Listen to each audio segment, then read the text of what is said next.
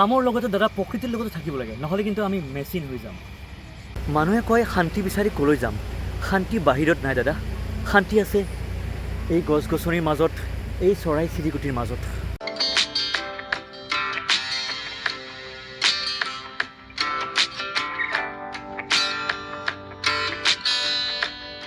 নমস্কাৰ বন্ধুসকল, আজি আমি আহিছোঁ বঙাইগাঁৱৰ ইক' পাৰ্কলৈ, য'ত চিমেণ্টৰ জংঘল নাই, আছে প্ৰকৃতিৰ আচল জংঘল।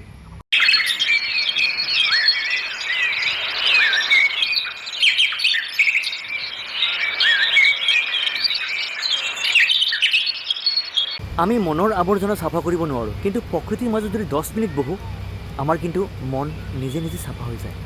চাওকচোন, ইয়াত মোবাইলৰ শব্দ নাই, গাড়ীৰ হৰ্ণৰ শব্দ নাই, আছে মাথো পক্ষীৰ গান। আমি দিনটো 14 ঘণ্টাই দৌৰি থাকোঁ, কিন্তু 14 মিনিট আমি নিজকে ইয়াত বহি সময় দিব পাৰোঁনে? পাৰোঁ, কিন্তু মনৰ ইচ্ছা লাগে।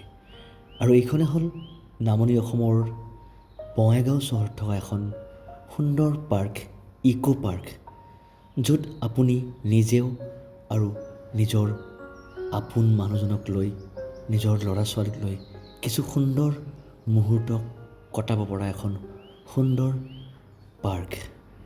আহকচোন আমি নিজৰ ব্যস্ততা পাহৰি এদিন বঙাইগাঁৱৰ ইক' পাৰ্কত আহি নিজৰ কিছু ভাল লগা মুহূৰ্তবোৰ পাৰ কৰোঁ। চহৰে আমাক দৌৰাব, কিন্তু প্ৰকৃতিয়ে আমাক জিৰণি ল'বলৈ শিকায়।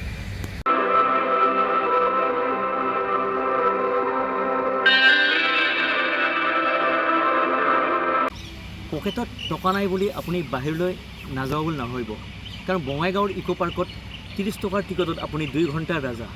আৰু এইখন ঠাই পৰিয়ালৰ লগত সময় কটাবলৈ এখন খুব সুন্দৰ ঠাই। আৰু যদি ভিডিঅ'টো ভাল লাগে মোৰ প্ৰফাইলত গৈ ফ'ল' কৰিব, আৰু নেক্সট ভিডিঅ'ত আকৌ লগ পাম।